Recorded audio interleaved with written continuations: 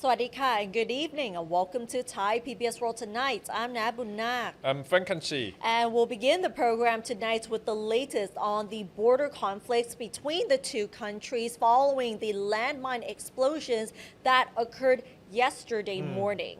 Yeah, Ned, actually yesterday we talked about the situation already, but unfortunately right now the situation getting worse. Yeah. And Thai army accuses Cambodia of laying new landmines on Thai territory. I think this is the part that Thailand really wants to get fact and truth at this point, as in we see that ASEAN summit is a way for both countries to level down the tension, but now the tension comes up again.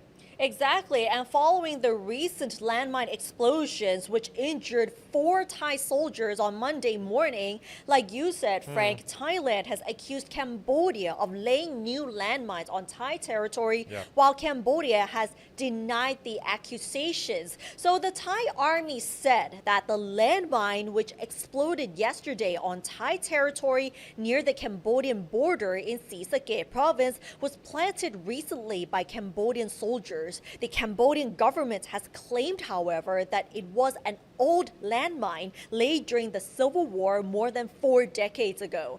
In the explosion, one soldier lost the lower part of his right leg. Other soldiers suffered serious chest pain from the force of the blast, sustained leg injuries from shrapnel, and experienced eye irritation. And all 4 soldiers are being treated at a hospital in Ubon Ratchathani province. Major General Win Thai Suwari, the army spokesman, told the media that the 2nd Army Region, which is in charge of the border areas in northeastern provinces, is confident that the mine was laid recently by intruding Cambodian troops who have already withdrawn following a brief clash. He said Thai troops have been in control of the area since October 17th, have carried out the demining operations, and have built barbed wire barriers to prevent future incursions, adding that on Sunday, a Thai patrol discovered that the barbed wire had been cut, and on Monday, a patrol and a bomb disposal squad were sent to the area to investigate, and they triggered the explosion. And after the explosion, a 2nd team and Sisakhet police went to the scene to investigate, adding that 3 more anti-personnel landmines were found, laid 1 meter apart. And the army spokesman said that the presence of live landmines is targeted at Thai patrols and are clear evidence of Cambodia's lack of sincerity in efforts to ease border tensions. They also reflect Cambodia's hostility towards Thailand, which goes against the joint declaration signed in Kuala Lumpur. Win Thai also added that the transgressions will inevitably have an impact on the relationship between the two countries. Meanwhile, the Cambodian Foreign Ministry issued a statement yesterday denying that Cambodian troops had laid new landmines in the border area with Thailand, claiming that the landmine which exploded and injured Thai soldiers was old and laid during Cambodia's civil war. The ministry restated Cambodia's determination to comply with the commitments agreed upon and stated in the agreement, and to adhere to the Geneva Convention strictly, which banned the use of anti-personnel landmines. The ministry also expressed concern over Thailand's suspension of all activities with Cambodia as detailed in the joint declaration. And you might remember that yesterday, Thailand's Prime Minister Anutin Charnvirakul suspended all work with Cambodia under the joint declaration that was signed at the ASEAN summit in Kuala Lumpur. And the government spokesman confirmed that the incident is entirely unacceptable. And they also said that the ongoing actions under this declaration, including the planned repatriation of 18 Cambodian prisoners of war scheduled for tomorrow, have already been suspended. So Ned, as what you said all the time, two sides of the story at this moment, as Cambodia say that, okay, this is a very old landmine, we can trace back to 4 decades ago, but for Thailand, it's new landmines. On the border. So that's why right now, I think no matter it's Thailand and Cambodia, we really want to work together at the end to lower the tension and conflicts between two countries. But this untrustworthy information and action couldn't really help, as what you said, the suspension of the joint declaration signed at ASEAN summit, and you talk about the repatriation of 18 Cambodia soldier of war there has been postponed already. So we can see the tension going up again. The tensions are intensifying, especially since the landmine explosion yesterday, and there is no plans to actually de-escalate them. And it might be fair to say that the peace deal that was signed beforehand has not made the magic yet. Yes, and at this moment, I think we are still waiting for also one of the superpower, of course, the United States President Trump was one of the witnesses during the ASEAN summit for the joint declaration between Thailand and Cambodia. But now we haven't got any response from President Trump. But this is the way to trigger another conflict or another rising tension between Thailand and Cambodia. Actually, we want to see the tension going down, but right now, no matter it's politically or on the trade-wise, I would say, because border trade is very important for both countries too. But now tension going up, trade going down. Exactly, but even though there's no update from President Trump, there is an update from the National Security Council because they held a meeting just a few hours ago and they have listed out some of the key points here, one of them being to suspend the joint declaration, suspend the sending of joint survey teams as well. And they also mentioned that the Foreign Affairs Ministry will file a formal protest note considering the incident that took place yesterday. And apart from this, they also insist that the mine clearance operations in Thai territory will still continue because they are concerned of the safety for the Thai people. And apart from this, the explanation of the whole situation will also be sent to the United States and Malaysia, who are the key witnesses of the peace deal that was signed in Malaysia during the ASEAN summit as well. Right, so all endeavors have been diminished, no matter it's from Malaysia, the United States, or both side bilateral relations and mechanism there. I think the result right now has been undermined at this point. Exactly, and Thailand also mentioned that if Cambodia insists on implementing the joint declaration, Thailand would demand that Cambodia must take responsibility for the consequences as well. But unfortunately, it might affect the Cambodian workers in Thailand. So their future, it seems to be quite uncertain at the moment. And recently, Prime Minister Anutin Charnvirakul has put a hold on the approval of an interior ministry announcement extending the stay in Thailand of about 100,000 migrant workers from Cambodia. Traisuri Traisoranakul, the Prime Minister's Secretary General, said that Anutin wants to ensure that the migrant workers are properly screened and that their identities are verified and that laws are strictly enforced, adding that lax scrutiny may pose security problems in the future.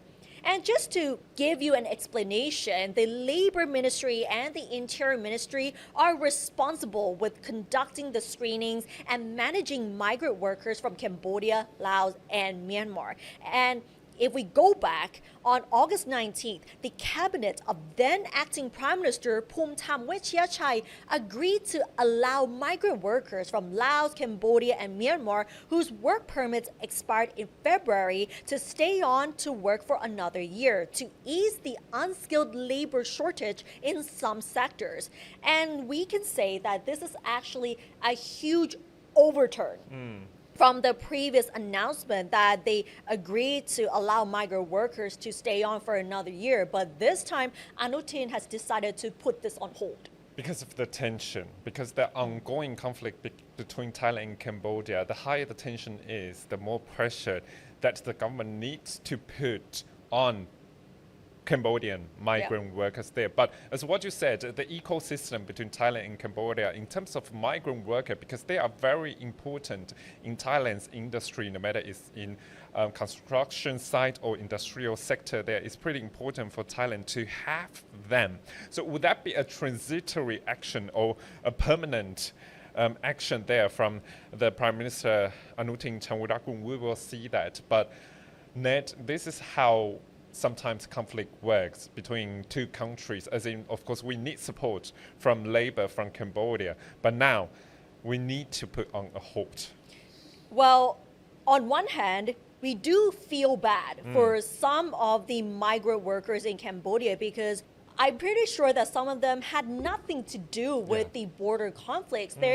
Most of them are just here to work and to make ends meet and to help feed their families back at home. So what about the future of these people? And on the humanitarian side is one thing, but labor shortage is another part. And the labor minister, Tri Nutthian has mentioned that they are trying to extend the work permits of those from Vietnam, Laos, and Myanmar, which make up most of the country's foreign labor force, to replace those who have left the country already. So this is one of their measures that they are considering. And at the same time, she also mentioned that there are many sectors that will be affected by this labor shortage, especially in the agricultural sector, because many Cambodian workers work in the sector. Right, as what you said, we might get a lot of support of workers from Vietnam, Laos, or Myanmar, but this is just the short-term way to solve the issue. But what about the long-term? Because finally, Cambodian migrant workers are one of the majorities of workers, migrant workers to Thailand, no matter it's agricultural sector or even a construction site there. It's pretty important to have them to help Thailand grow in a way. So this is how I think Thailand's government really needs to lower the tension with Cambodia. But right now we see the tension coming up again. But now I think we have to change the topic to the economy. I think you have it too. You already use it, right? For the Kun Lak Kheng Plus, or we call it co-payment plus here for Thai citizens. But I think some of my friends, Thai friends, they already use it. But actually, the Ministry of Finance urged the public to make their first payment under the Kun Lak Kheng Plus or co-payment plus scheme by 11 p.m. today, after finding that about 300,000 people have not yet begun to use the G-Wallet service under Gung Thai Bank. So Ned, I think it's a way to really boost the economy, to give the over 2,000 baht for Thai citizens to pay, of course, from the government for half, and you pay half or more than that. Yes, and we have to say that the co-payment scheme is very popular among Thai people, but then those who have applied have not used their benefits yet. So today is actually the deadline to use their first payment under the scheme, or else you will lose the benefits. I think when we talk to analysts or economists, they say that right now at this point, we see that Thailand's GDP would grow in Q4 with this boost to over just shy of 1% or over just 1%. But right now, I think the MOF and the government really wants people to spend more at this point, because over 300,000 already registered, but they haven't done their first payment. And to the stores side, shy of 900,000 stores have passed the verification process, but right now MOF spokesperson emphasized that the public must make the first payment by 11 p.m. or they will lose their rights. Yes, so find a store that accepts this co-payment scheme and just use it, or else you will lose your benefits. Right, for sure. But according to MOF, it has suspended 78 merchants from participating in the program due to irregular practices like fraudulent data, or they just get cash back, but at the end they didn't really get the co-payment plus program from customers. So that's the point that we have to see that, and the ministry wants that it will take strict action against fraudulent merchants in the program. So Ned, I think right now we're waiting for the first phase ending, and there might be another phase, second phase, at the beginning of next year. That sounds exciting. And we have seen that many people have already applied for the co-payment scheme. And this is just the first phase of it. And we're seeing high popularity already. And we hope that this will boost the Thai economy, especially during the last quarter of the year. So to 1% or over that, although it's not a very big boost, but finally the economy is coming back and revitalizing. Exactly. Right. All right. And that's all for this edition of Thai PBS World Tonight. Join us every Monday and Tuesday at 6 p.m. on Thai PBS World's Facebook and YouTube Live. You can also follow us on social media and our website, thaipbsworld.com, for all the latest stories and analyses about Thailand. Thanks for watching, and we'll see you next week. สวัสดีค่ะ Sorry, Cup.